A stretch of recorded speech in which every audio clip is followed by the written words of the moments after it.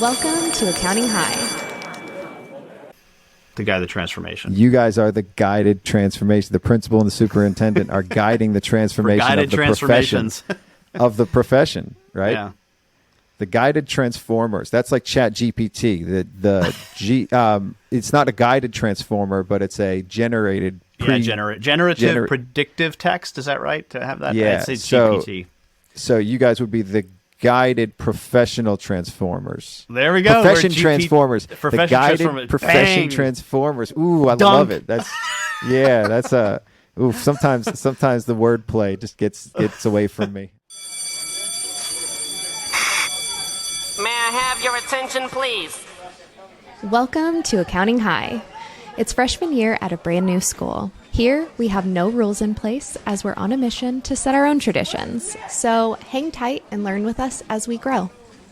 At Accounting High, you can expect to gain knowledge in a completely different way than what you may be used to, with some fun and oftentimes colorful conversations involving some of the best teachers in the accounting industry.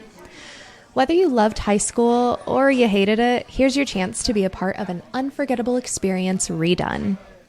While you're here, don't forget to follow us on Spotify or subscribe on Apple Podcasts or wherever you may be listening to us right now so you don't miss out on any new episodes. And feel free to leave us a 5-star review letting us know how the school year is treating you. In addition, share this episode on social media tagging us at Accounting High. So sit back, relax, and open your mind because class is in session. I repeat, may I have your attention, please? This is another public service announcement brought to you in part by Accounting High. The views and events expressed here are of the next generation of accounting and tech professionals leading this space. The events and suggestions are not to be taken lightly. Children should not partake in the listening of this podcast. Anything else? Yeah. So without further ado, introducing the star of our show. Scotty and We're Ed gonna have a problem Kless. here.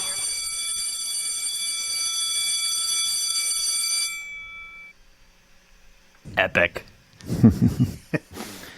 Yeah, I might need to trim it down a little bit, but I'm starting to have these, like a canned intro this way. It preps everybody, right? It's sort of like, I'm sure you guys have an intro for the show too. Yeah. Do you guys play it live when you have guests? We do, because we actually do the show live. It's actually broadcast live. Okay. As part of the radio show through Voice America, and our opening is from The Good, the Bad, and the Ugly. The theme from The Good, the Bad, and the Ugly. So that's what I was going to ask you too, because I never asked Ron this, and I love the intro. It kind of sounds like Reagan. Like a chrysalis, we're emerging from the economy of the Industrial Revolution. And it is Reagan. It's Ronald Okay. Reagan, and it's from his speech before Moscow University. It was Gorbachev's alma mater that he's giving this speech. And if you actually look it up on YouTube, there's a big bust of Lenin in the background. It's absolutely wild. I got to check that out. Yeah. Because I love it. I love how you guys, and that was sort of inspiration for me, like mashing up all these different songs and, the music's original, but like a bunch of different Eminem tracks that I did for the intro. And then we have the front office lady too, because the front office. So try to work all that in. But thanks for joining me today. Oh, my honor and pleasure. Ed Kless, entrepreneurs continue to work the work of creation. That one line right there on your website, entrepreneurs continuing the work of creation. I definitely want to touch on that. But let me introduce you as our guest today. You're the Senior Director of Partner Development and Strategy for Sage for almost 20 years, going on 20 years at least, in July. You're a senior fellow at VeraSage Institute, the think tank, to eliminate the billable hour at professional firms. I know we've had your co-host on with us, Ron, and he has nominated you to soon be the superintendent of Accounting High. This is the next generation of accounting professionals. Today, I want to kind of center the conversation around how do we inspire this new generation of accountants. We don't have to talk about CPA. We definitely don't have to talk about the 150-hour thing, but just accountants in general. I think that's sort of our our whole theme here at Accounting High is speaking to the next generation and trying to bridge that generational gap that we have. So just want to kind of center it around there. But first, just thank you for joining me. Can you explain to me what a meta consultant is? A meta consultant is a term that I made up. I'm sure someone else has come up with it as well. But one day I was just thinking about it because the work that I often do at Sage is working with our partner organizations. And when I say partner organizations, I mean those that either sell our software directly or those that recommend it. So people are in our Sage Accountants Network or the SIAP, which is the Sage Intact Accountants Program, or who recommend our software. So I am a consultant to people who do consulting. That's getting meta. So therefore, I decided I'm a meta consultant because I consult to consultants. I love it. Yeah, I love using. I love anything that's meta. I think we get kind of meta on this podcast with the whole theme of high school and all of my talks. But this is, when we talk about things, I just love that. I love when TV shows do that, and so that's pretty cool. Yep, the consultant for consultants, cool. And a business iconoclast. Give me a little rundown of that too. Again, I'm a word guy. I love words, and this goes back to my dad, who is also a word guy. May he rest in peace. And I'll get to the idea of a business iconoclast, but let me tell you the background story of my dad, because I think it's a good one. So, did you see the movie My Big Fat Greek Wedding?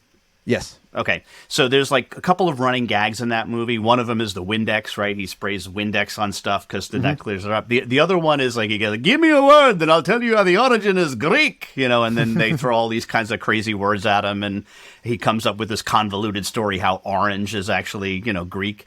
But it was sort of like that in my household, but with Latin. My dad was a part-time Latin teacher. It says Romans go home. No, it doesn't. What's Latin for Roman? Come on. Romanus? Goes like. Annus? Vocative plural of annus is. Annie?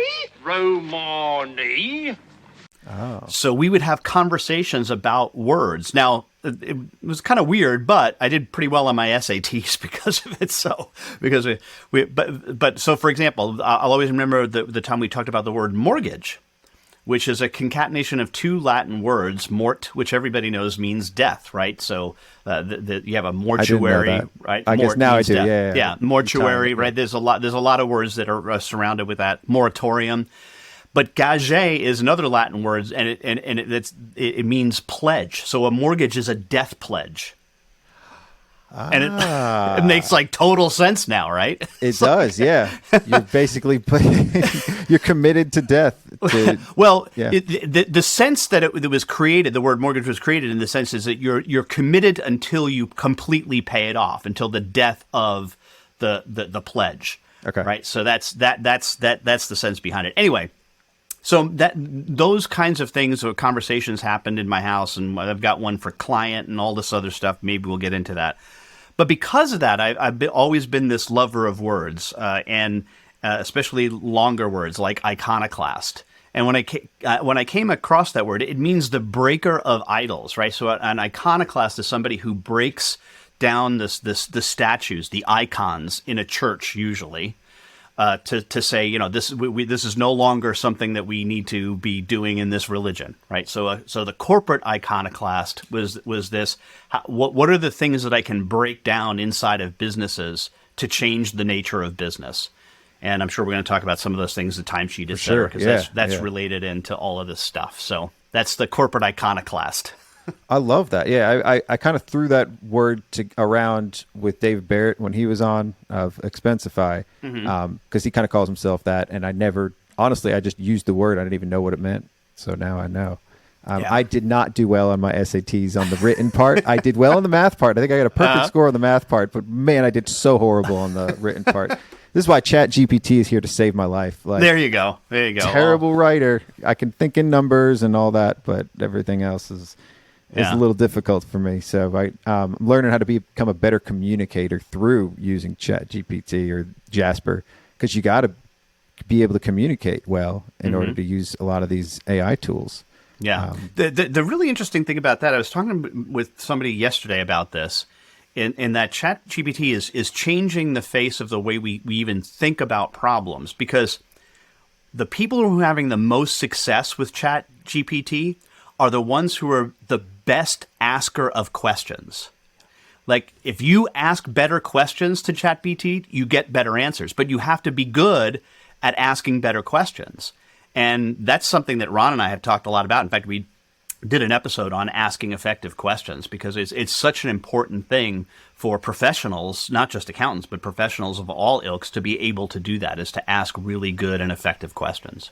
And who better to teach than the consultant for consultants, right? That's right. That's right. Well, and that's a great example, though, is that asking questions is a meta consulting skill. It's just a skill of life too. Like to be a better listener and to care about the person you're engaging with, you've got to ask them good questions. And that's something that I didn't really know until I started doing a podcast. Like until I started doing that, I didn't really understand what that meant. Like asking a good question and caring about the answer and listening for the answer to lead to the next question. I think. So being an iconoclast consultant, you're asking questions and destroying the old way as you do it. Do you have a predetermined way of doing these kind of things? Like, or do you have something in mind when you're asking, like, tell me how to ask a good question, I guess. Let's start there. How do you ask a good question? So there's a couple of things, there's characteristics of good questions. And one of the characteristics, believe it or not, is that they're a little bit nebulous. They're a little bit, not unclear, but not... They leave open extra room for the answer. So let me give you an example of two questions side by side and why I think one is the better example. So a lot of times in business, you'll hear people say, "What decision do you need to make around here?" So that's a pretty good question. In fact, I think it's a very good question. What's the decision that you need to make about this? But there's a better question, which is to leave it a little bit more nebulous and say, what are the crossroads that you find yourself at right now? Ooh. Because that expands from just decisions I need to make to bringing lots of other stuff in. I like it when we use terms that we're not necessarily expecting in a business context. Another example of this, when we talk with people at the beginning of a project or engagement that we're working on, one of the questions that I like to ask of the group as we're starting to form the group and the nexus of whatever it is we're going to try to get accomplished is, I ask everyone, what gifts are you going to bring to this engagement? You don't hear business. We don't hear that word gift being thrown around all that often in Japan, business. I think you do in those areas, but yeah, you may. But in American business, that's not something. What gifts are you bringing to this engagement? So it forces somebody to kind of look at everything in a different context, like a broader context. Yeah. Do you translate it for them and tell them what you mean by that? Typically, do you have to do that? Usually not. If someone asks a clarifying question like, "Why are you saying gifts?" then I will. But other than that, I'll just leave it open. Does it change what they bring? Do people actually bring gifts sometimes? They might, but most of the time they understand it in the context of what talents do they have to offer. And I think what happens is that the talents that get offered are above and beyond what would have normally happened in a business context. Because people start to think, oh, there's other things that I can do here. There might be something that's outside my current career that allows me that I can bring to this particular problem we're trying to solve or engagement we're trying to talk about. So. And it also forces somebody to go back and think about their strengths altogether anyway and reevaluate who they are as a person. Like, what do I bring to the table? Like, so I'm sure, there's other philosophical discussions there. So, and this one thing we talked about recently on the show is working with people and finding people to complement your weaknesses and knowing your weaknesses. And something that I've said is actually, a lot of weaknesses can be strengthened in certain ways too. Mm-hmm. Do you ever touch on that? Do you ever touch on, like, what are you not bringing to the table to make sure that people are complimenting that? Yeah, I certainly think that we need and I don't know if I would say weaknesses per se. I would say, what concerns do you have about your involvement with this engagement? Okay. You know? Okay. But we're still trying to get at the same thing. And look, yes, I do think that we can all strengthen our weaknesses. However, there's much bigger bang for buck to enhance people's strengths than it is to fix people's weaknesses.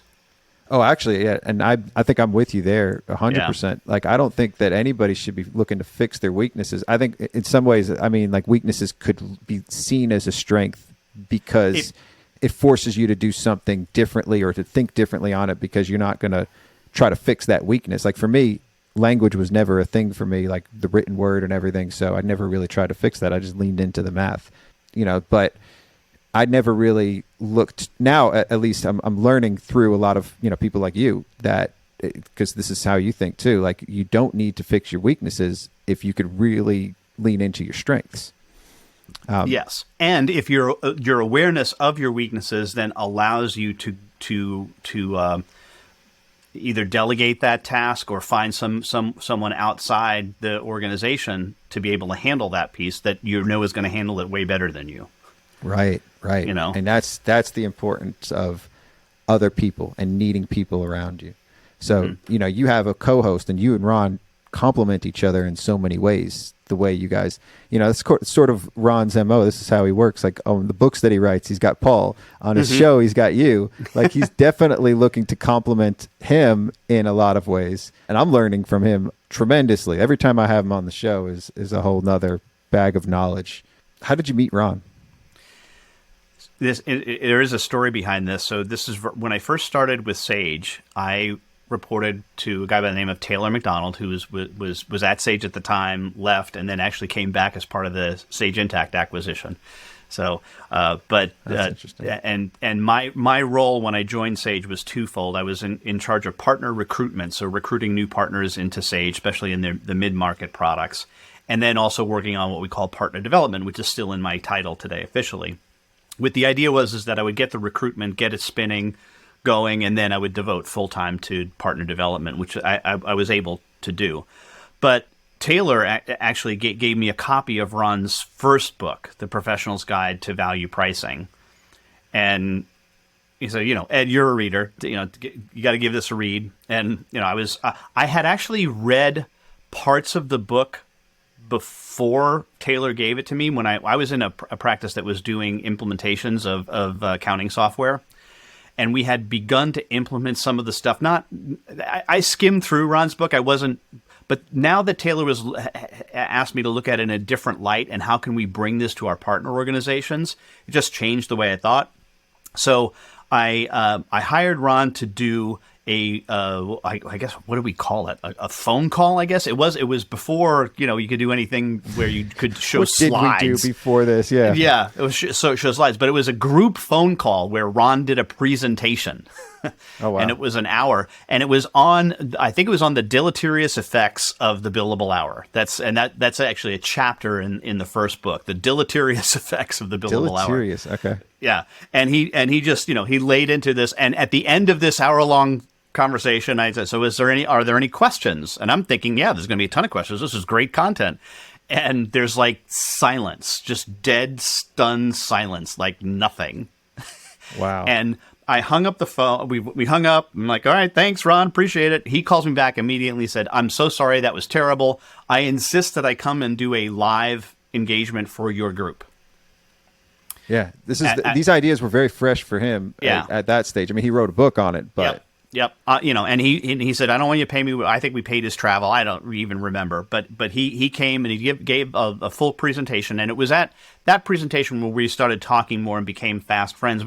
One of the books that we bonded over was a book about questions. It was called The Answer to How is Yes by Peter Block, which is one of the seminal works in my career that has really changed the way I think about stuff. And we can explore that if you want. But Peter has a new book out that both Ron and I are like all over right now. It's called Confronting People with Their Freedom. I'm only about a third of the way through it, and it's already mind-blowing. Anyway, so we bonded over that. That was on my agenda to talk about. I think it's so cool that it circled back to that already. Okay, so cool. Peter Block was one of the first books that you guys bonded over, and that was Ron suggested that I ask what book you're reading now because it's a big one. It's blowing y'all's mind. So this is cool.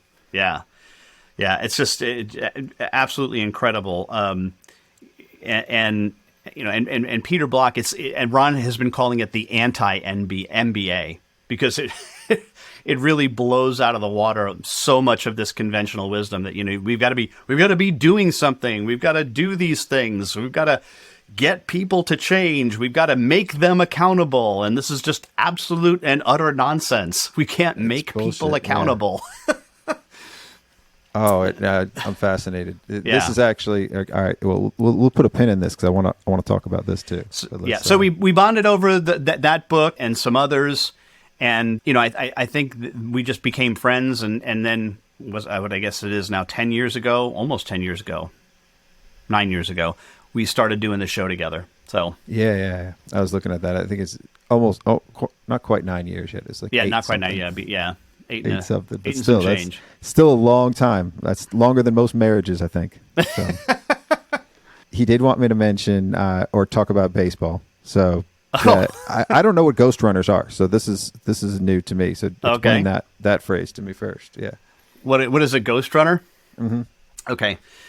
I'm not a fan of the Ghost Runner, so we'll just start out there. So, starting with the games that were played in 2020 during the COVID shortened season, Major League Baseball introduced this concept of Ghost Runner after a tie game. So, after a game was finished, 9 innings, and it ends in a tie, in the 10th inning, what happens is the last batter from the previous inning is automatically put on second base to start the 10th inning. So, they start with a runner on second. Right. So just to accelerate, just to have somebody in play. The idea here is that it will reduce the length of extra inning games because have somebody has to come around all the way to score. If you start them on second base, it's more likely that there's going to be a run scored, especially since there are no outs.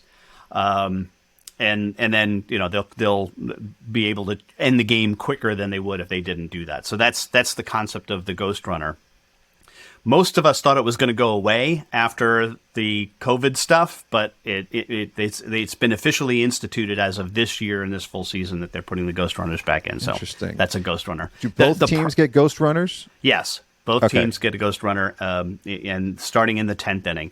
The crazy part is this happened in softball because this has been minor leagues have used this, and high schools, and even softball and baseball teams, the travel teams have been using this for the same reason. They want to keep the games shorter.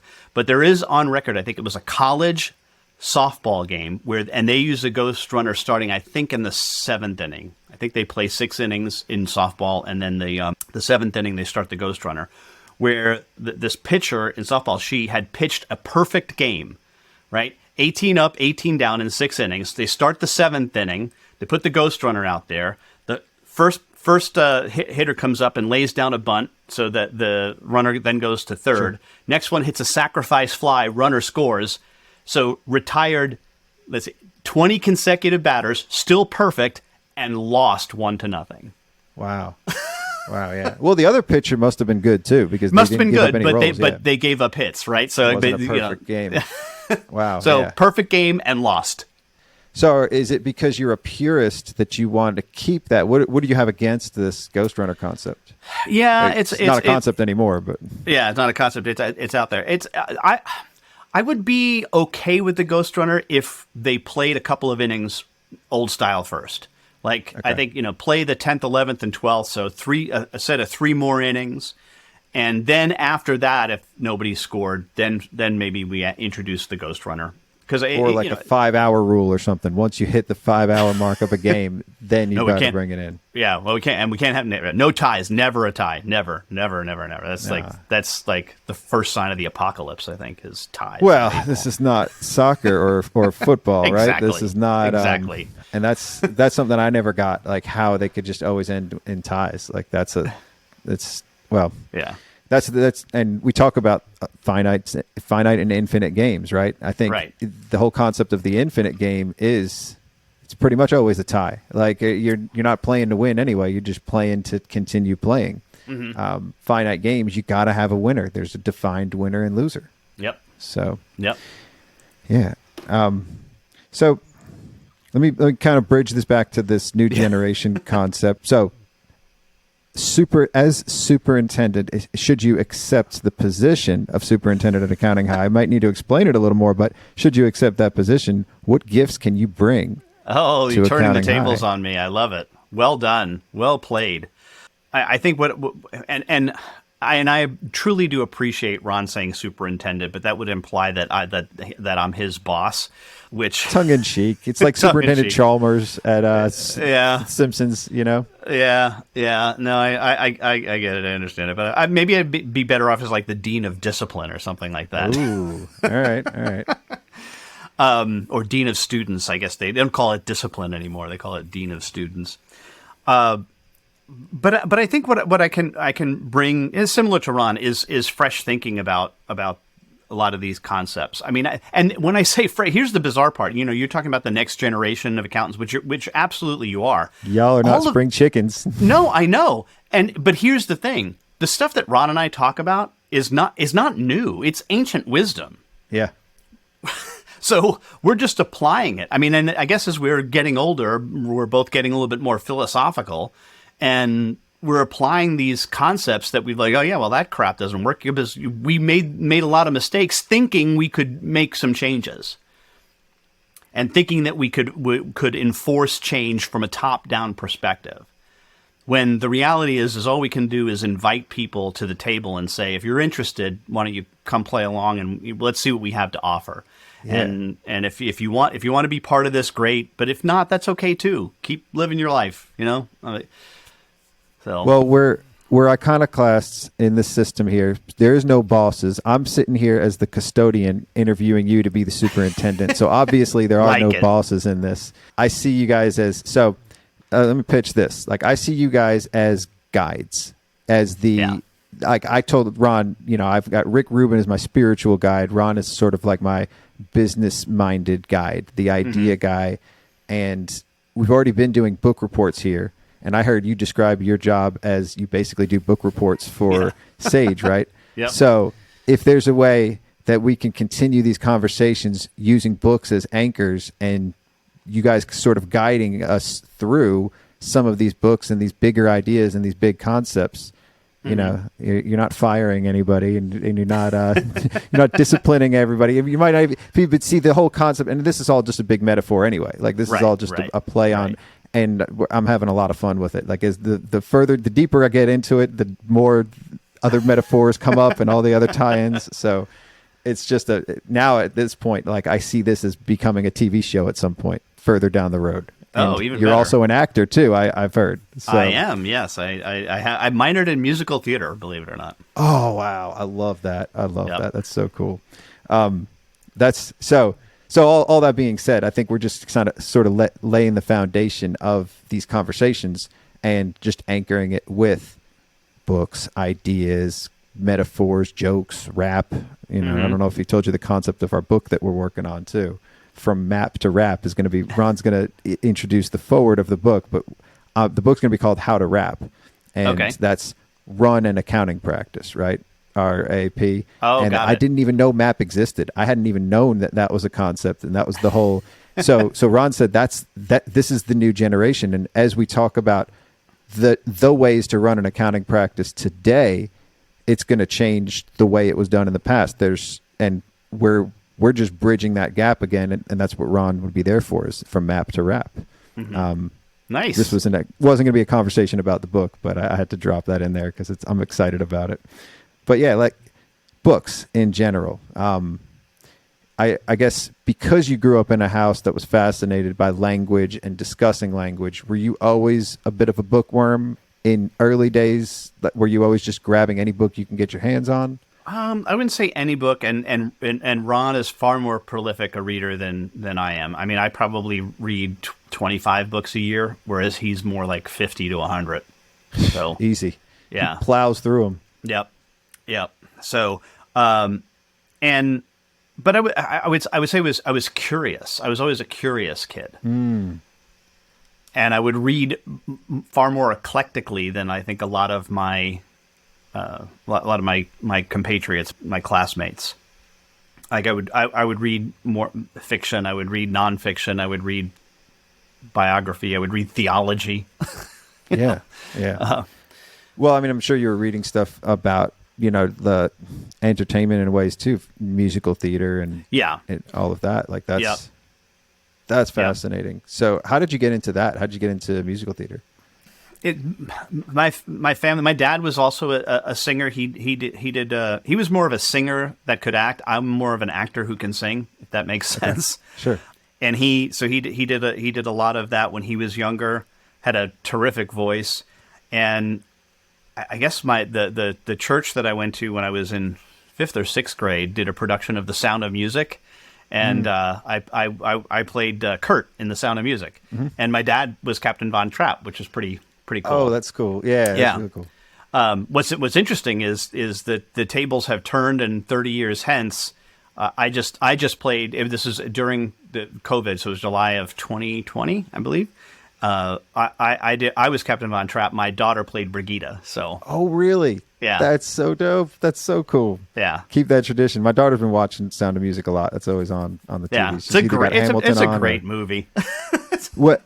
So looking at it like this, Hamilton changed musical theater. Absolutely. I think that was one of those defining next generation type moves, bridging and bringing hip hop into it, into musical theater, and Hamilton's brilliant. That's what got me reignited and fascinated with musical theater, and it's amazing. Yeah. There are definitely seminal works like that in the theater. Oklahoma probably was one of the first that really changed things. West Side Story, another one where Leonard Bernstein. Les Mis, another one which I think was a changing of the guard. I think even Tommy the musical was because it introduced, I think, the more rock elements. Right? Yeah, the Who's Tommy. Introduce more rock elements. Maybe Jesus Christ Superstar probably throw in there as well. But yeah, and it's funny. You mentioned the rap aspect of Hamilton and it being new, except there was a show called The Music Man with a guy by the name of Robert Preston, and this was in the late 50s, early 60s, and he rapped, I would say, the song called "You Got Trouble." Oh. You got trouble, my friends. Trouble, I say, right here. Trouble in River City. Why, I certainly am a billiard player. Mighty proud to say it. I'm always mighty proud to say it. I consider the hours I spent with a cue in my hand are golden. Helps cultivate horse sense and a cool head and a keen eye. You ever try and leave yourself an ironclad weed with a 3-railed billiard shot? Well, just as I say it take judgment, brains, and maturity to score in a Bach-line game, I say that any boob can take and shove a ball in a pocket. And I call that sloth. The first big step on the road to the depths of degradé is first medicinal wine from a teaspoon, then beer from a bottle. And the next thing you know, your son is playing for money in a pinchback suit.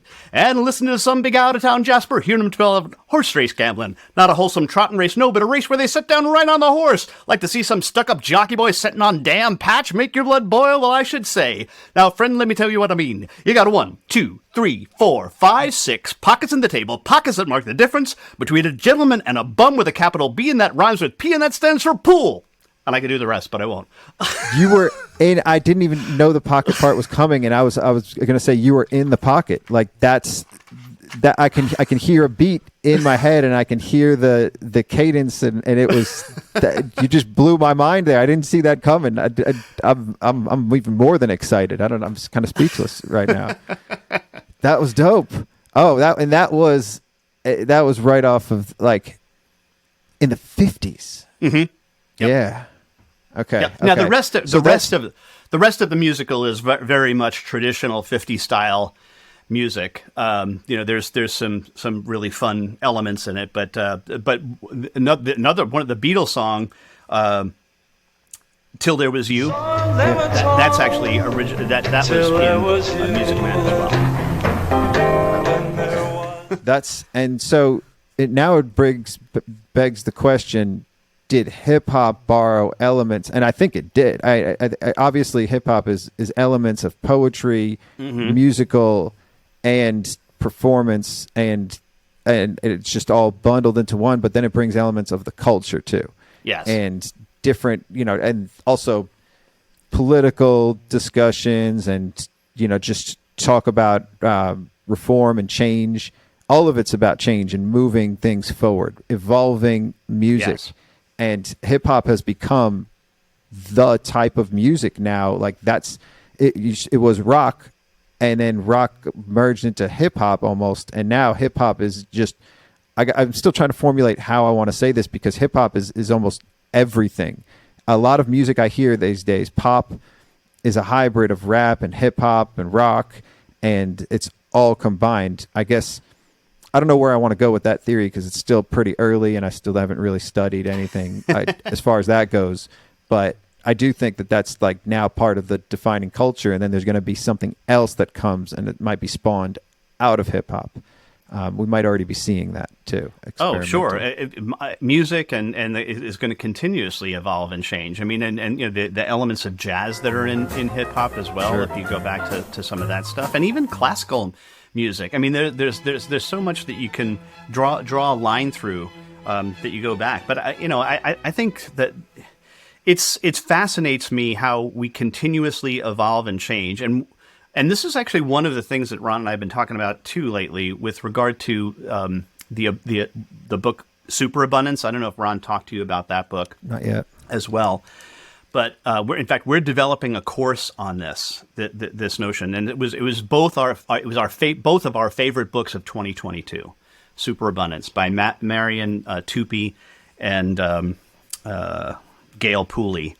And the concept is that we live in a world of superabundance, we just don't realize it. And their argument is essentially this: they look at what they call time prices.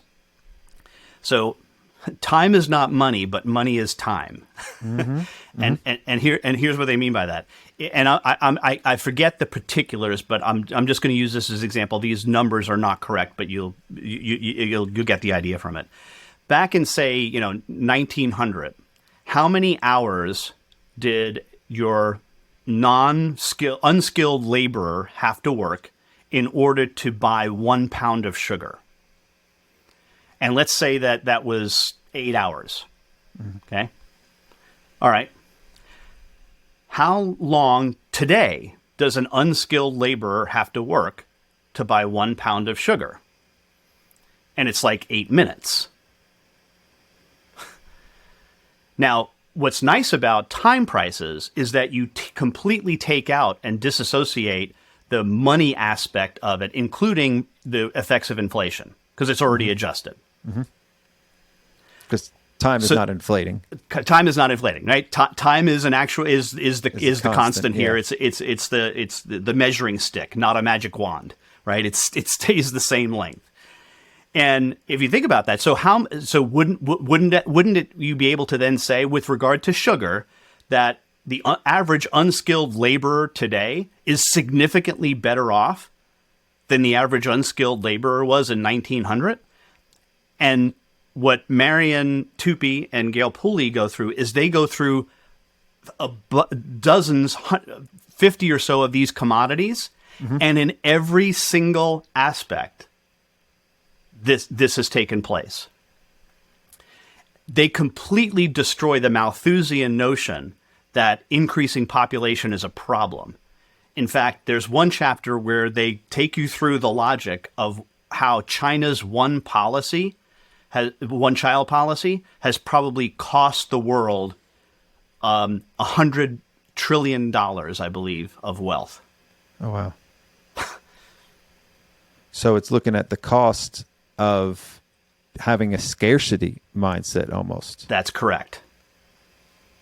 Oh, wow. I love All right. this. And how I'm equating this to our conversation about music, because this is one of the things that they talk about, is there are 96 or I don't know 100 and something elements now on the periodic table. Let's call 96 of them that occur naturally. Well, we know that we can combine these in different ways to create different things. And our ability to combine them has been a great source of wealth for us, right? Iron Age, Steel Age, right?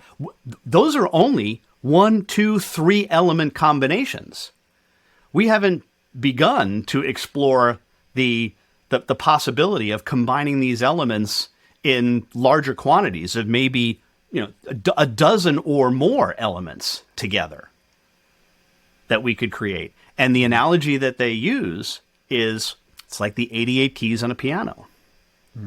There's only 88 keys on a piano, but there's infinite amount of ways to play them. Yeah. I love this. I got my kids a piano for Christmas. So I'm hearing it a lot. I'm fascinated by it. Mine is right up here. So, you got one right there. So, but then bridging it back to the profession, right? Like, this is what you guys are doing. Like the best musicians are taking from the old and making it new again. They're not necessarily even creating. Everybody's creating something new. When you create something, Right. when you walk down the street, you're creating something new. Like that was the concept that we talked about in Rick Rubin's new book.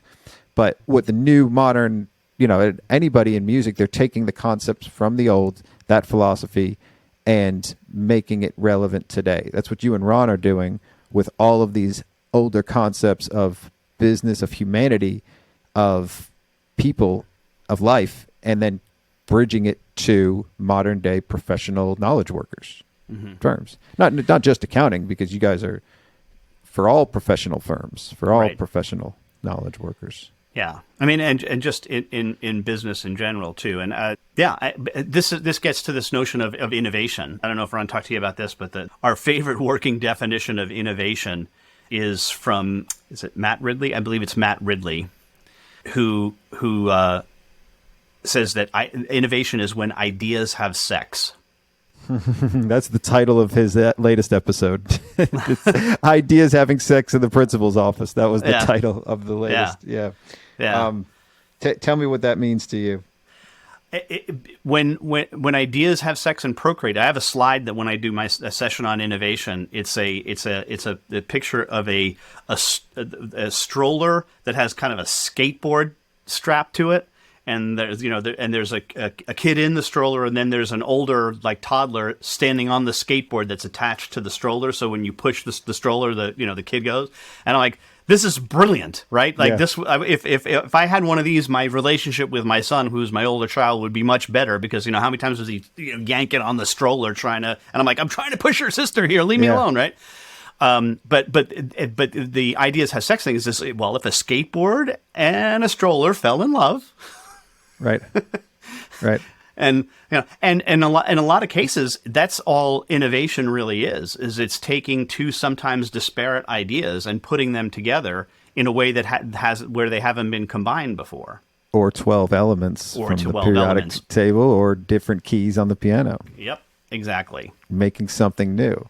Yep. I love that. And that's sort of bridging again this whole next generation of new thinkers and big thinkers too. And that's again, I see you guys as big thinkers because you're thinking of different ways to do things. And that's always resonated with me, because that used to be my weakness in a lot of ways. So my weakness, if we go back to that, was always like, I always broke the rules. I always got into trouble in everything in life. But then there's a lot of ways that served me well too, to think differently and to look at the rules as they don't, I would always hear the rules don't apply. You think the rules don't apply to you and all that. And in some ways that's true. I should be following rules because there are no rules. There are only consequences, is what David Barrett says. But looking at things, the way that we did things at the accounting firm, the way that we did things in business, the way that people would intuitively do, or people would do something and they say, this is the way you have to do it. And I would always question that. I would always be, but the there's got to be a better way. This can't be the only way. Yeah, and this gets to we don't need to be all rule followers, but there is a certain thing about rules that makes sense. But there's a great. Have you heard of what's called Chesterton's Fence? No. Okay, so Chesterton's Fence is a philosophical construct by G.K. Chesterton, and the notion is this: he says if you buy a piece of property, and you go out walking through the survey, and you're walking through this wooded area, and in the middle of the wooded area, there's a fence. In the middle of this wooded area. Do you take the fence down? And Chesterton's response to this is not until you understand why it was put up. You can take it down, but you have to first understand why it was put up. And I think what about my corporate iconoclasm is about is no, I understand why the fence was put up, and the fence doesn't need to be there anymore. Right. The fence does not make any sense anymore. Right? So understanding why the rule's in place before breaking it. Yep. I tend to do the opposite. I didn't even know. I would blindly just break rules and find it eventually, sometimes it served me well. In most cases, I got into trouble. Right? Like that's yeah. And look, it's a balance. It's a learning. But look, and maybe many of those times you were breaking down a fence that deserved to be broken down. You just didn't know why. Right. Right. So, but I think as we get older, as we understand these things, I think it's really important to say, all right, well, now, do we understand why the fence is up? And if we do, who better to take it down than somebody who understands why it's up? Because there are a lot of people who walk by the fence and don't even know why it's up and just say, well, the fence is there. We got to leave the fence. And right. That's the problem. and sometimes the fence could be protecting you. There could be man-eating wolves on the other side of that fence. Right. And you don't want to go on the other side because you're going to get torn apart. Right. And maybe it's only seasonal. Maybe it only happens when, after a rain and the wolves come to take relief in a stream, right? There's lots of different things that could the reason for the fence, right? But you have to, but then it's also questioning why the authority even tells you the reason for the fence too. In some cases, I would even go further to say, if somebody told me that there's wolves there, but I don't see any wolves, I got to see those wolves first before I'm even obeying this rule. Yeah. I want to make sure. I want to see somebody else trust go but over verify. this fence. Yeah, trust but verify. There you go. Yeah, trust but verify. So there was an article, Wall Street Journal recently, about making accounting cool, and there was some talk about ways to bring people back into the profession. 300,000 accountants have left the profession within the past, I guess it was a few years. I'm sure you've seen this article. You might have even been the one who shared it online. I guess what are your thoughts on that? I don't know if it's because of we can talk about the iconoclast and breaking the rules and changing the way things are done. It's definitely a contributor to the rules and the way things are done in our profession, and the way they're done at these larger firms are contributing to people leaving. So what are your thoughts on all this? Well, and also where are they going? They're leaving the accounting profession. They're not leaving accounting. Okay. They're leaving public. They're leaving public accounting. Right. They're not leaving accounting because accounting is the language of business. And by the way, if I could change just one thing I would change about your intro is you call it the accounting industry. I think it's best off if it's the accounting profession. Okay. I think that's the better thing. That's courtesy of Mark Koziel, who was with the ASCPA and is now at Allennial Global. But anyway, I'm looking to tweak the intro too and get it a little there you shorter. go. You so this is so, good. Yeah.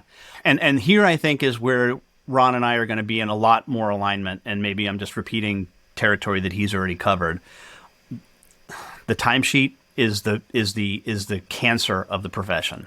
It is eating the profession from the inside out. When I talk to people and about why they left, and they will say, "Well, I was given this opportunity, blah blah blah blah blah blah blah." I'm like, okay. Did you fill out a timesheet? Oh, I hated my timesheets. It's almost unconscious even that's one of the things that they were escaping. The having to account for every 6 minutes of their day was, or worse, not only account for every 6 minutes of their day, but lying about it on a consistent basis. Because I don't know if Ron talked to you about this, but I sent out a survey, and would be curious if we could just continue refresh this data, where I said, true or false, you have on your timesheet, you have either put down too many hours or too few hours ever, right? I think I might have saw that on LinkedIn last year or at some point. 70% of the people said yeah, and most of them are like, and I do it all the time. Because we don't put down on the timesheet what actually happened. We put down on the timesheet what we think should have happened, or what our boss thinks should have happened, or what the customer, or they would say client, thinks should have happened. That's what you put down. And I think it's far more people putting short hours in, like working 8, but only putting 4 on the timesheet because they want their boss to think they're an idiot, or they don't want the client to be pissed at them. Yeah. Mm-hmm. So they put down too few hours. But yet this is considered to be the sacrosanct, and we need to know what our actual costs are. Well, if this is just a bunch of lies, what do you mean it's not actual anything? It's optimal. And I don't know. And I did have somebody argue with me one time when we were doing this. The guy said, "Ed, well, it's okay because the lies cancel each other out." I'm like, what? So what was the reason for that? What was he said because it's okay that people lie on their timesheet because they cancel each other out. There's too few here. Negatives make a positive. Yeah. It was just nonsense. I'm like, this is your theory that the lies cancel each other out. But my point is, getting back to your question, is that moral people don't like to lie, and when they're put in the position of feeling like they have to, creates an imbalance in there. They don't want to stick around with that. It's a crisis of conscience sometimes. It's a crisis of conscience. And then those that really adhere to it and put down exactly what happened and are punished. They can be punished for being true and real about it. I think Greg Kite has a great story about that when he was a practicing accountant in the CPA world. He says, like, I didn't lie and I got in trouble. I was told I was an idiot. Yeah. So I think that this just kind of recycles. I also think that we're recognizing now that presenteeism is a big problem. We don't have to be present to do the work that we do. So why do I have to get to an office again? Like, I don't understand. Well, there's a difference. Presence can be you're physically present or you're mentally present. Like you're right there. Usually when I think of presence, I think of I'm bringing my full self to a conversation and correct. I'm participating. We are present with each other right now, even though we are not in the same location. And but when I say presenteeism, I mean the belief among the managerial class that people have to be in the building in order to be supervised with the supervision of these people that because supervisors have supervision, don't they? I just thought of something. I love that. Like and superintendents also have that superness to them. So what about this? What presence are you going to bring to this meeting instead of gifts? Yeah, I'm going to bring what my mentor Howard Hansen calls my non-anxious presence. Ooh, okay. My non-anxious presence, my ever-increasing, I hope, ever-increasing, and not well, because... then what do you do with that anxiety? Is it excitement? So are you excited present? No. So anxiety is the internalized fear of the situation. And we can't avoid anxiety. Anxiety is like air, right? We breathe it. We are part of it. We partake in anxiety. We can't get rid of it entirely. But what we can begin to learn to do is I think self-regulate, not regulate it in others. I can't make anybody else feel less anxious, but I can self-regulate and bring my own level of anxiety down. And curious that you as a creative might appreciate this, but one of the things that my mentor Howard talks about is anxiety and creativity are always inversely proportional to each other, right? The more anxious you are, the less creative you can be. Okay. And you can't turn on creativity. You can't say, I need to be creative now. In fact, that probably actually heightens the anxiety, and then it actually lowers creativity even more. But what you can do is self-regulate, and and sometimes it's just breathing, and lower one's level of anxiety, and thereby increasing the level of creativity. And of course, my favorite story to tell about this, as an example of a non-anxious presence, was Chesley Sullenberger. He's the guy who landed the plane in the Hudson River, right? Sully? Sully, yep. And there was an interview that he did on 60 Minutes with Katie Couric, where she asks him at some point, Captain Sullenberger, did you pray? And he says, he's got that. He's very dry, right? He's not. Sure. No, ma'am. There were 154 people behind me taking care of that. My job, and I love this phrase, my job was to successfully crash the aircraft. He knew it was going down. He knew the reality of the situation. I had to successfully crash. I love that. And, you talk to pilots and they're like, well, every landing is actually a successful crash. That's... That is what they are. Yeah. You're basically just prevent. Yeah. This is a successful crash.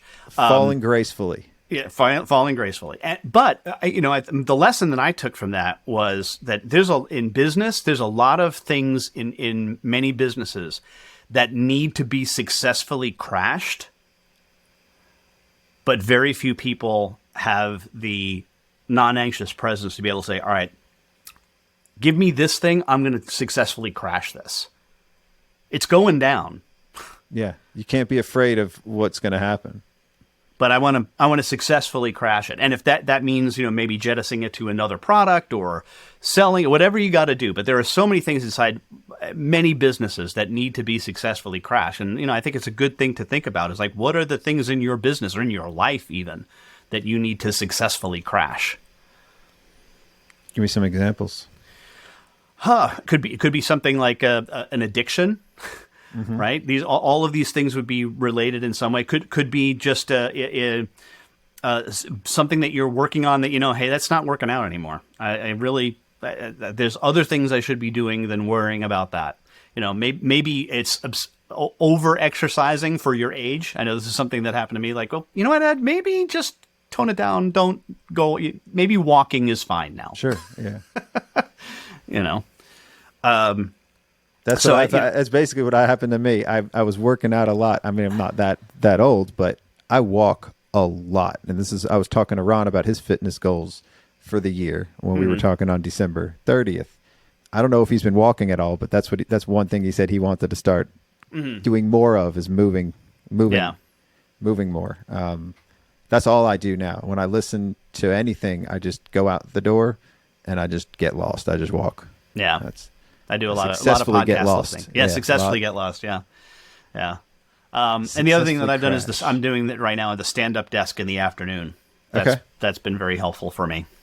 I can't do it because it hurts my. I think I stand up too long, and then it'll hurt my back and hurt my feet because of the way I'm standing, or I'm like kind of leaning. So now I just try to sit less and be in front of the computer less altogether. It's the only time I'm sitting now these days is in front of interviews when I'm doing this, and it's easier for me to be present if I'm sitting down than if I'm trying to, walk around on the side. But I think I need to try that too. That's a good. It's a good thing. Everybody got a stand up desk now because you can't, like they say, sitting is the new cigarettes. Cigarettes is the new smoking. I've heard that. Yes, sitting is the new smoking.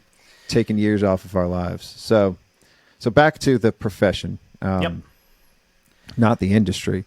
And well, no, that's actually important to clarify. Then why not an industry and why a profession?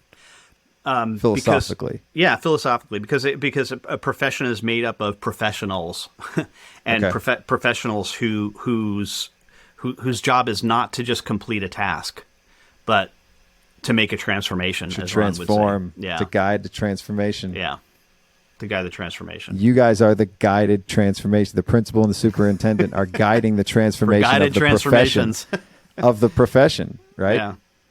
The guided transformers. That's like Chat GPT. It's not a guided transformer, but it's a generated. Generative predictive text. Is that right? To have that? Yeah. It's GPT. So you guys would be the guided professional transformers. There we go. Profession transformers. Profession the guided transformers. profession Bang. transformers. Ooh, I Dunk. love it. That's that's a. Ooh, sometimes the wordplay just gets away from me. I don't even know where it comes from. So. The super Chat GPTs or the super GPTs. It'll get there. It'll get there. I don't want to dig it too deep. So there's the current and the cancer that we're all. So this is important that you describe it like a cancer because we all are living with cancer. That's a fact, right? We all have cancer in our body. It's just we are. It's not present, or it's not. I don't know how to explain that, but I know that I've read that or I've heard it, where cancer's there and it just gets exposed in certain areas if you wear down your immunity and other. Again, I'm not a scientist, so I can't. But that's a concept, right? So then let's go back to the cancer of the profession is the billable hour, right? The timesheet. The time billable sheet. hours, because it's a product of that. Yeah, a lot of people are moving to value-based pricing or fixed pricing or even subscription pricing. But what I know, they're keeping the damn timesheet. And my firm, we still have they're still keeping time and carbon, and they're still tracking it. I just don't understand. Yeah. I'm at the point now where I don't even care if we do it anymore, but it's my operations manager that says we need it. We need the data. And I don't even have it in me to say that we need to stop because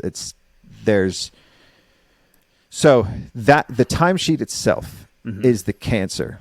Yep. And people will always, so it's tracking of it and paying attention to that over leading indicators, over things that we can do to improve. But when I look at how many different people I've hired to work for, or different companies I've worked with, I can only think of one in recent memory that did not give me an hourly rate. And these are all different industries, all different areas. Attorney was one hourly rate for damn sure.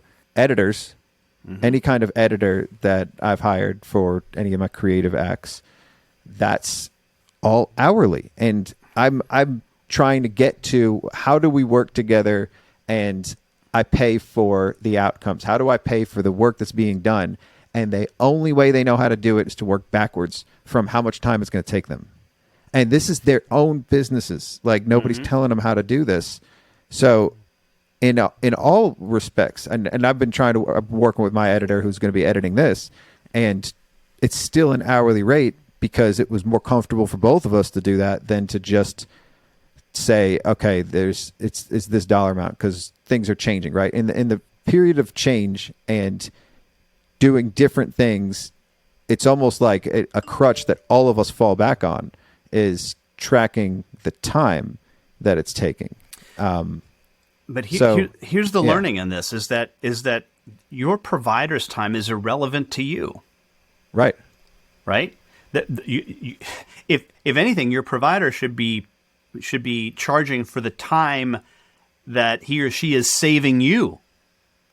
Right.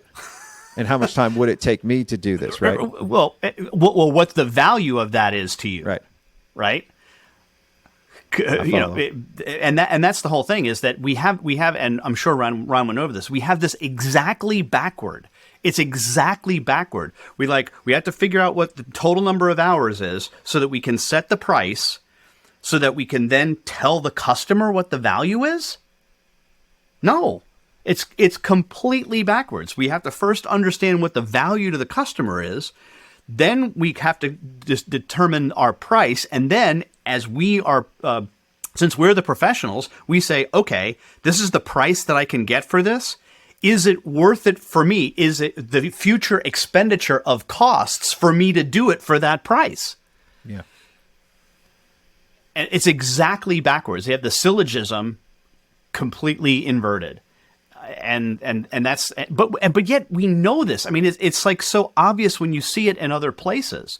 Did Ron tell you the and I love stealing a story if he didn't, the Far Niente story? I don't think so. Okay, so it's his story, so I'm going to shamelessly steal it because I tell it better than he does anyway. So that's go for it. Yeah, let's do it.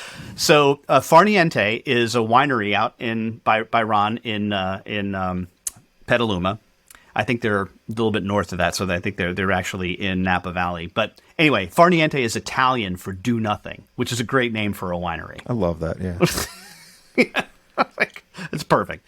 Sort of like Chez Louis is better than Louis' House, for a restaurant name. Right.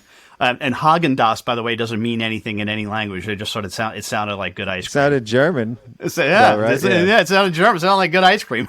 Yeah, they put the little dots on there too. Yeah, they put the umlauts. Got the umlauts going. Oh wow, yeah, yeah. So anyway, Far Niente, and when you go on the tour of Far Niente, they have this one particular. They call it their estate bottled Cabernet, and when you go do the tour, they talk about they have lots of stuff that's $30-$40 a bottle, but their estate bottled Cabernet, blah blah blah, and they this is how they pitch it. They said, well, this wine that is extraordinarily delicate, and the grapes bruise easily. You're stepping on the grapes, though. So, yeah. Okay, but they bruise easily, and so this is why this bottle of wine is $150 a bottle, whereas our other stuff is like $30. Because these grapes bruise easily, we cannot use the automated picker machines that we do. We have to actually hire additional people to come in and pick them. We can't use the automated bottling process where we ship the stuff out and we hand bottle. That's why it's estate bottled. It's bottled at the estate itself.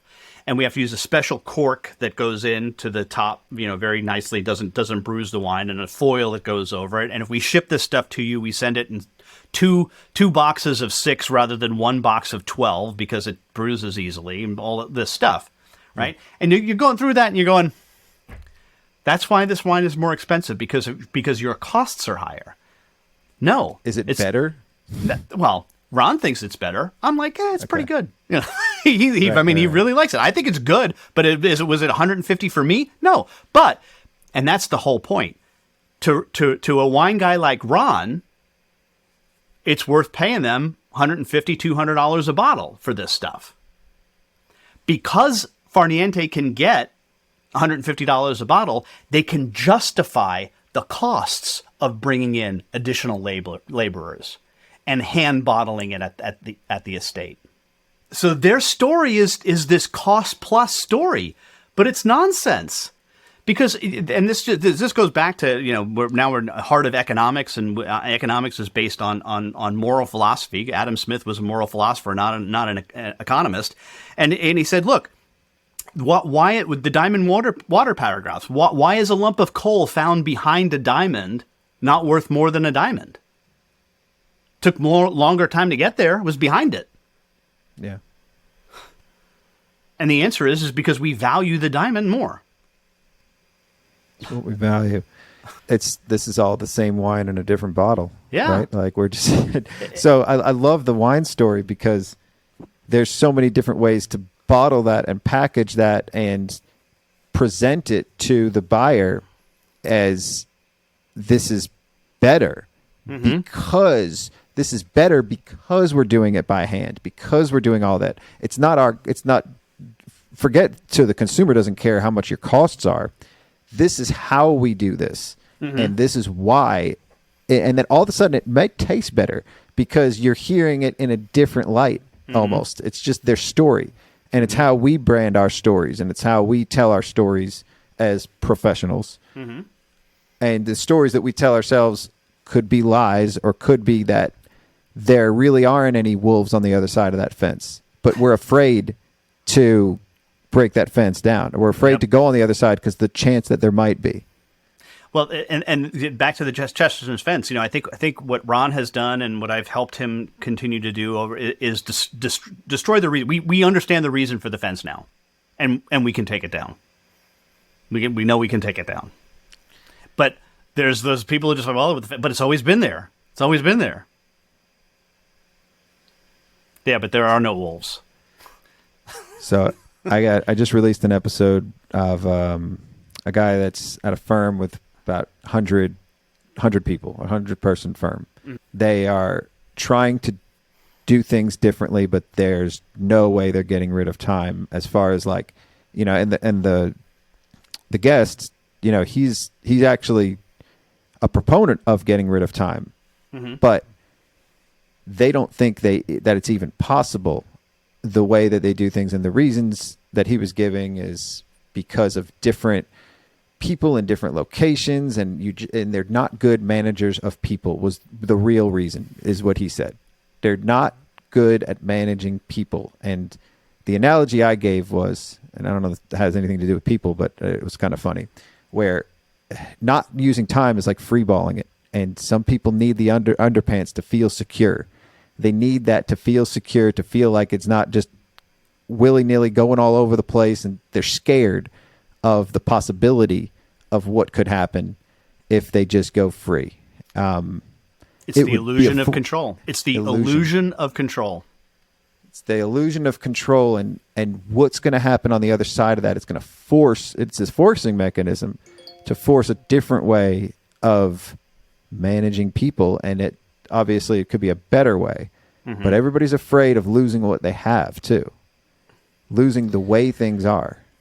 I'm gonna bring in another one of our favorite people, and that is Callie Ressler and Jody Thompson in their book "Why Work Sucks and How to Fix It." This was a book, I don't know, 20 years ago maybe at this point, and Jody has this great phrase: "Manage the work, not the people."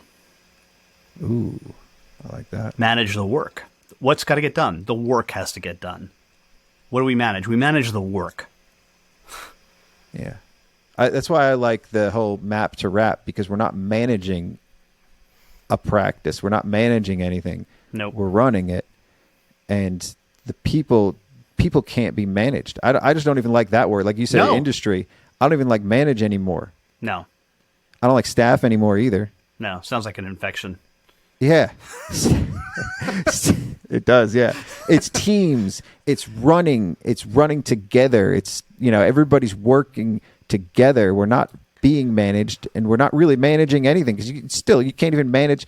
How do you manage the work? Like, you do the work. You do the work. Yeah.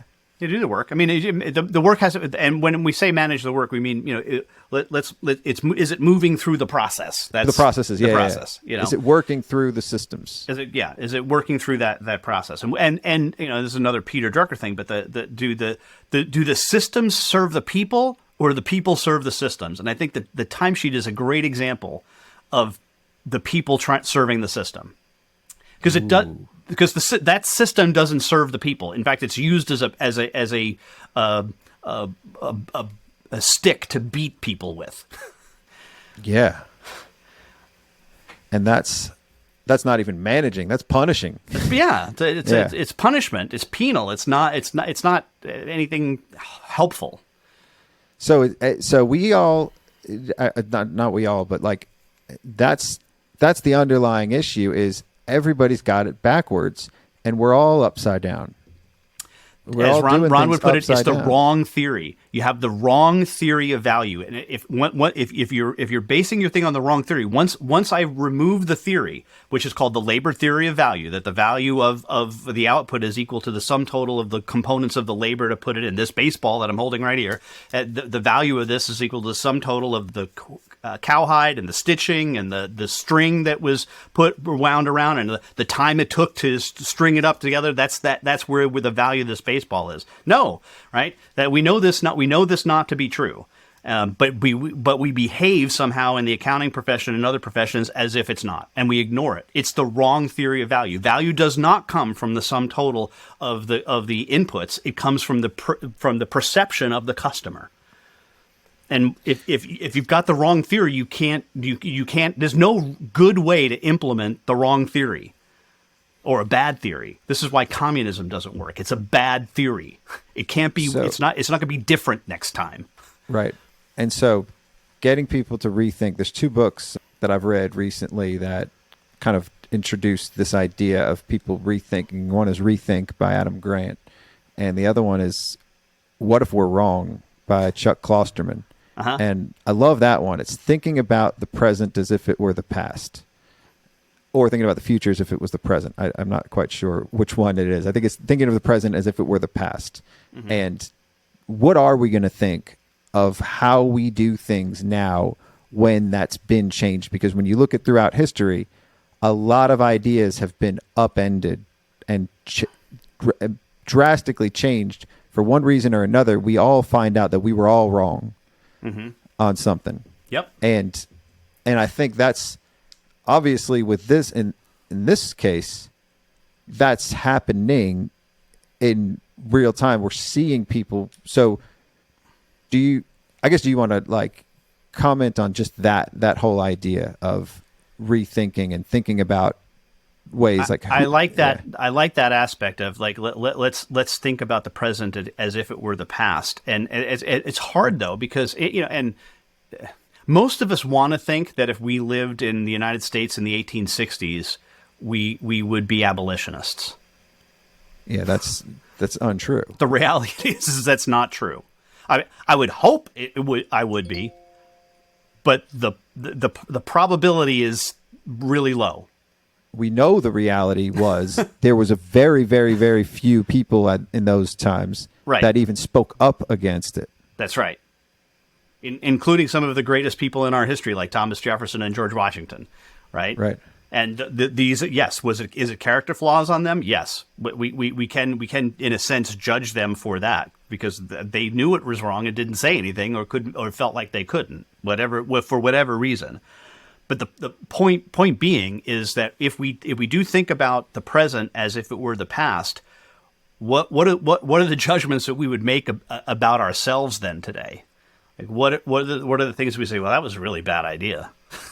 Yeah. What are the things that we're currently upholding and the systems that we're currently blindly though? A lot of us have blind spots to that, and that's what the book introduces. Is there's so many different aspects of our lives that we don't even question.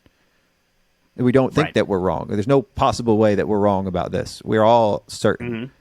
We're all certain that one thing is football. Like he introduces that idea where it's probably going to take one or two people dying on the field for us to really rethink that system and that. And I'm not somebody that's against football because I like sports, but I see the point and I see how that could be seen as barbaric, and then it's going to turn into what certain forms of wrestling are, where they're still there, like MMA and those types of fighting, but and boxing and other things like that, but it's just not as wide spread.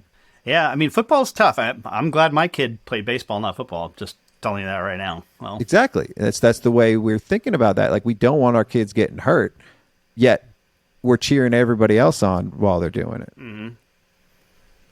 Yeah, it's rough, but and your question is a good one, and I will continue to ponder it and give that more thought. We are going to look back on these times, maybe even on the stuff that Ron and I are talking about subscription, and go, well, that was really it was a transition to something else, but it wasn't all that great.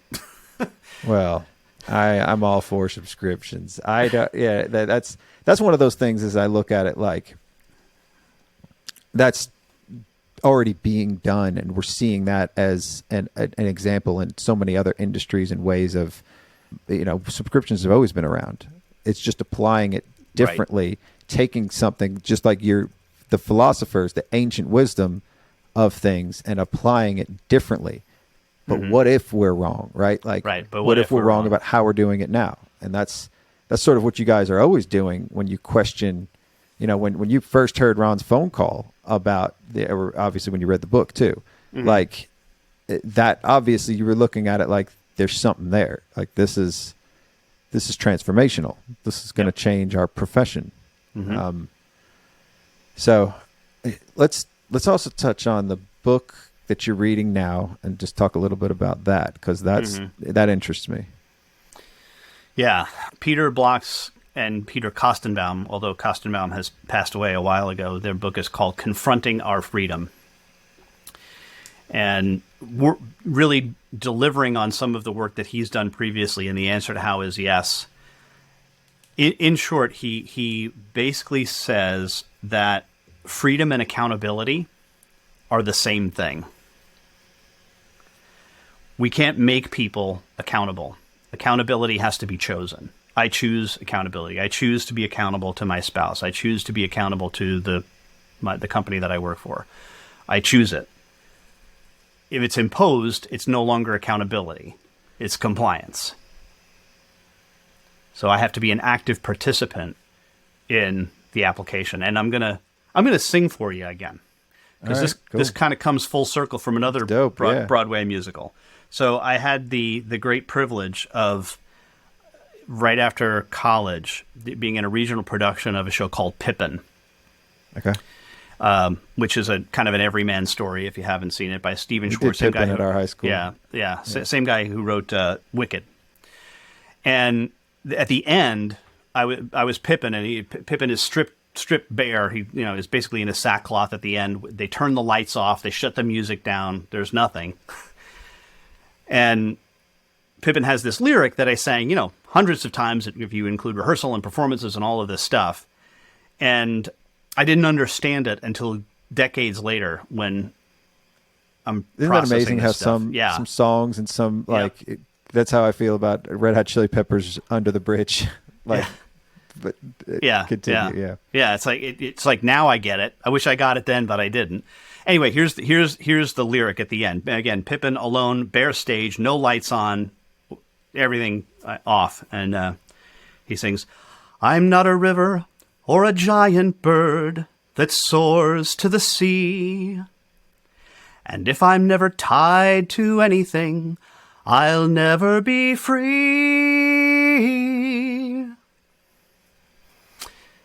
If I'm never tied to anything, I'll never be free." Wow. I love that. So what hit you, and at what point when you did figure out the meaning of that, how impactful was that? I remember thinking about it, weeping. Yeah. It's a decision. I have free will. I have the ability to feel about the situation the way I do. This is Viktor Frankl, Man's Search for Meaning, the last of the human freedoms. For us to feel about the situation the way we feel about the situation. That cannot be taken away from us. It's a choice. Mm-hmm. And I'm reading The Untethered Soul. I've been reading that for a little while now, and the portion I read recently was how we all have energy inside of us, and sometimes we choose to close it off, and we close our hearts, we close ourselves, we close our minds. If we just choose to open our minds, we're free. And it's the abundance. It's that mindset of the abundance and everything happening all the time and being present for all of that. This is a real big idea that I'm trying to condense and relate it to this, but it's the same thing with freedom and accountability. If you choose to own your situation and you choose to show up and be accountable, that's a choice. It's not, same with freedom. I mean, in some ways, you choose to be free, or you choose to be a slave. Back to the slave talk and the rethinking, right? Mm-hmm. And looking at it like some people are choosing servitude, and that's by choice. They almost prefer that. This is the crazy part. It makes sense to them, and they prefer to be under control of somebody else because they don't know what they would do with their own freedoms, and they've experienced that, and it's almost like comfortable for them, and it's comforting to let somebody else, to give up control and let somebody else choose. Because then it's not my fault if something goes wrong. Yeah. And you can complain about everything else going on and everybody else because it's never your fault. That's actually a really good point. If you want to have that scapegoat mindset, or if you want to be able to point the finger, then you have to give up control of yourself, of your mind, of your activities, because then you're actually able to point at somebody else, and somebody else has to take accountability for that because they're forcing your actions. The other real interesting bit about that is just compliance in general. Talking about how we're in an industry that is compliance. Like, that's what we do. And rethinking that in and of itself is That's another a great point, right? It's like, this gets to, and I do have to wrap things up now, but the gets to the point is, what's better, regulation or reputation? And I think it's regulation, reputation by far. I mean, it's bad business to kill your customers. It's bad business. It's bad business to lie. It's bad business to commit fraud. You can temporarily, maybe you can eke it out temporarily, but unless you're a malignant narcissist, it's not going to work for you in the long run.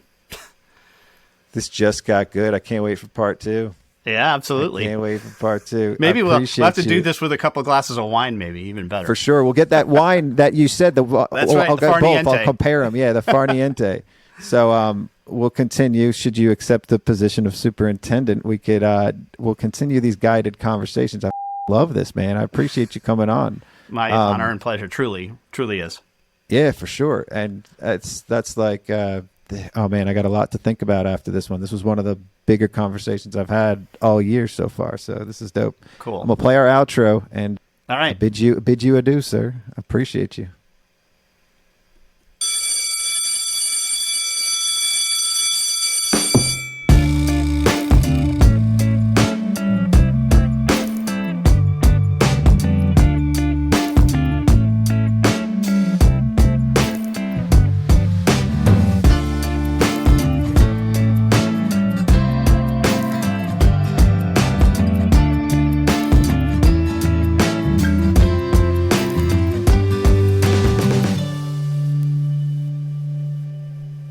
Peace out, homies.